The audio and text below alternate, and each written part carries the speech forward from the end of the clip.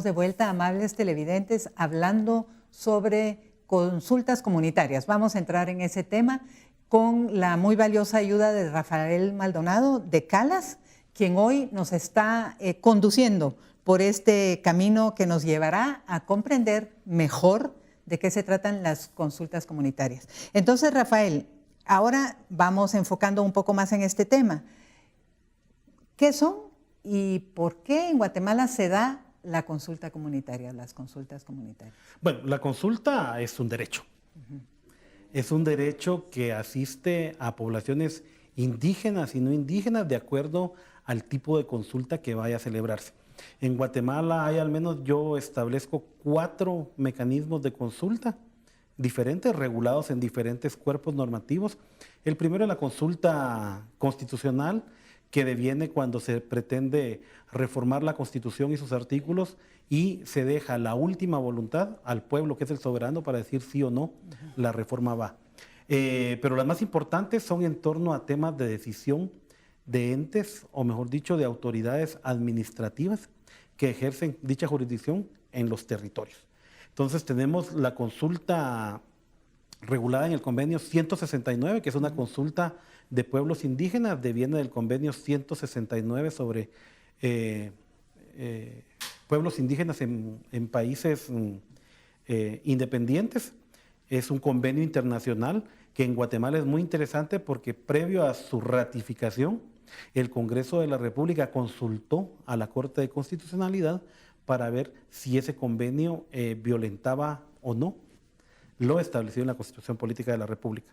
La Corte en el 95-96 estableció que no, que por el contrario era complementario a la Constitución y por lo tanto es un derecho constitucional reconocido. Pero la consulta de pueblos indígenas no está regulada solo en el convenio 169. De la OIT, ¿verdad? De la Organización Internacional del Trabajo. Está regulada también en la Declaración de Naciones Unidas sobre Pueblos Indígenas y más recientemente este año, en el mes de abril, la Declaración Americana sobre Pueblos Indígenas que aprobó la OEA en abril, como lo decía. Entonces, ese es un segundo tipo de consulta. Un tercer tipo de consulta que es para desarrollarse en los territorios municipales es la consulta de vecinos que establece el Código Municipal en los artículos 62 al 66, si no estoy mal, que establece dos o tres tipos de consultas diferentes en tema municipal, porque está la consulta que lleva a cabo la municipalidad por decisión propia. O sea, el alcalde ante una situación concreta puede decir voy a consultar la toma de decisión de este asunto con la población derivado de la afectación que pueda tener al mismo. Esa es una. La segunda es la consulta municipal a solicitud de vecinos. Es cuando los vecinos de un municipio tienen conocimiento de que una decisión va a afectar a la colectividad y siguen el procedimiento establecido y solicitan al alcalde hacer la consulta. Y está la consulta de comunidades indígenas, que es el mismo espíritu de la solicitud de vecinos, pero que son las comunidades indígenas de un municipio quien solicita al alcalde.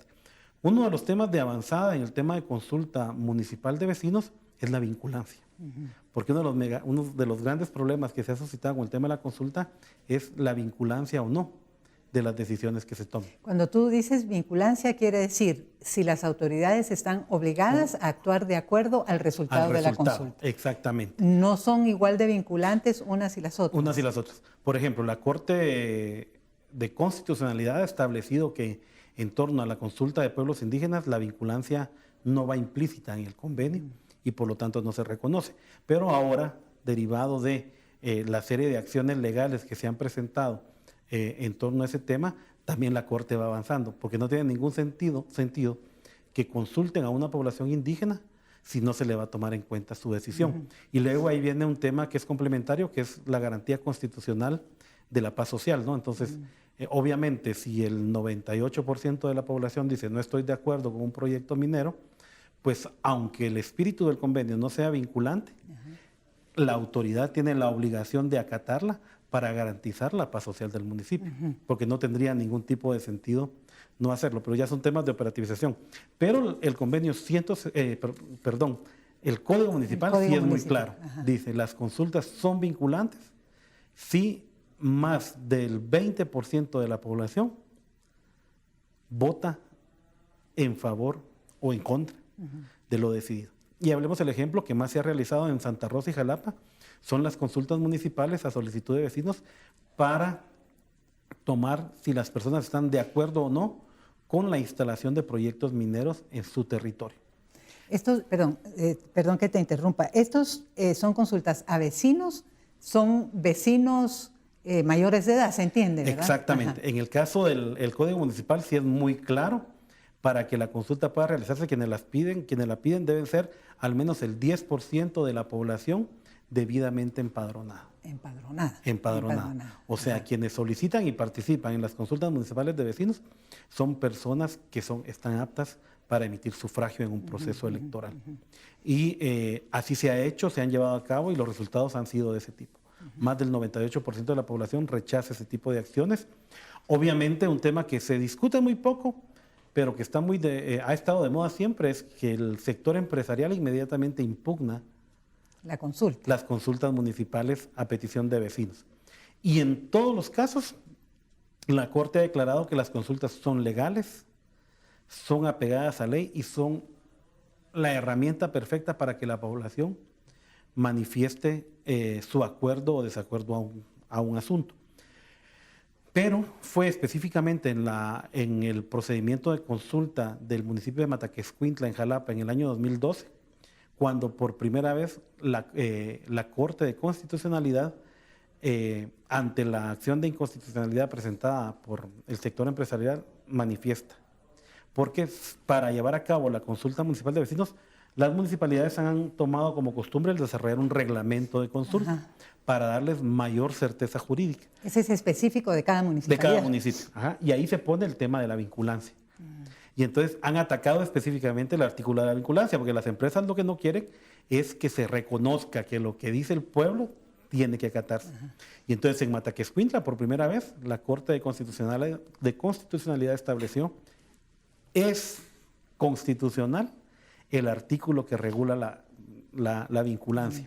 Y por lo tanto el alcalde municipal, la corporación municipal, está obligada a respetar la voluntad de la población.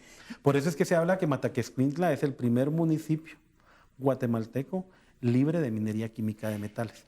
Porque, si bien es cierto, el Ministerio de Energía y Minas podría seguir otorgando licencias mineras, y lo está haciendo. El gobierno actual está otorgando licencias mineras nuevamente, pero un alcalde, cuando la empresa llegue a pedir una licencia de construcción, un cambio de uso del suelo, el alcalde no puede otorgárselos en base al resultado de la consulta municipal. Sí. Aquí hay muchísimas cosas que obligan a hacer preguntas.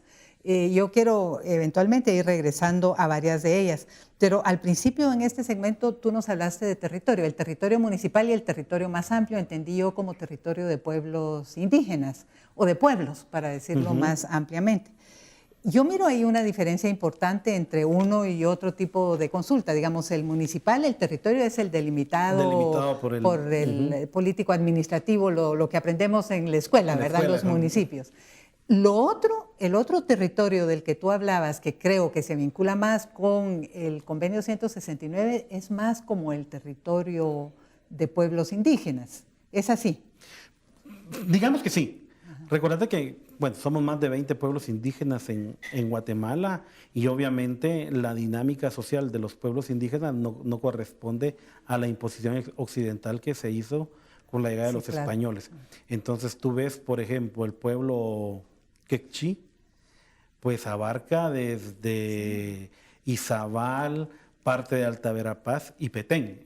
Ese es el territorio del pueblo quechí. Entonces, por ahí va el asunto. Entonces cada pueblo, su territorio va a ser aquel con el que se identifica, con el que tiene afinidad, en el cual se siente integrado.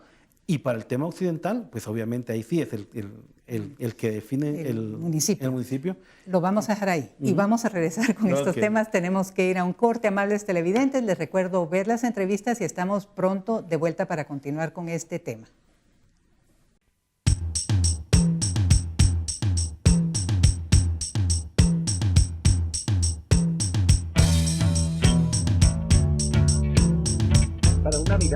Pública sobre Guatemala. Estamos con Rosa Max y Delfina Asís del Colectivo de Comunidades y Organizaciones de la Región Norte, preguntándoles sobre los impactos de las industrias extractivas, las consultas comunitarias, los resultados y las perspectivas que desde los pueblos indígenas están viviendo en la región norte del país. En primer lugar, es una obligación del Estado consultar a los pueblos sobre proyectos o actividades que les pueda afectar. Y en segundo lugar, también es un derecho de los pueblos establecido en el Convenio 169 y en la Declaración Universal de Derechos de Pueblos Indígenas, que tienen que ser consultados los pueblos sobre cualquier actividad que les pueda afectar. Hasta el momento, solo una consulta se ha llevado a cabo. Nosotros tenemos conocimiento de que se ha realizado una en Lanquín. Fue en el mes de septiembre del año 2010 y actualmente se está llevando en proceso la consulta de Cabón, que se encuentra suspendida. Al menos el resultado que se ha tenido de la consulta de Lanquín, se ha detenido la construcción de una represa de hidroeléctrica sobre el río Lanquín. Lo que pedimos es que el gobierno cumpla con su función de ser garante de los derechos humanos, puesto que en la Constitución Política dice que el fin primordial del Estado guatemalteco es garantizar el bien común. Entonces se pide que el gobierno respete los derechos colectivos que prevalezcan sobre los intereses particulares. Lo que demandamos al gobierno, que defienda los intereses del pueblo. Para eso la mayoría del pueblo de Guatemala votaron por él, para que se preocupe de los intereses comunes y no de los intereses particulares de unos pocos, sino que también se acuerde de los intereses de todo el pueblo de Guatemala y que defiende esos intereses del país y de los pueblos.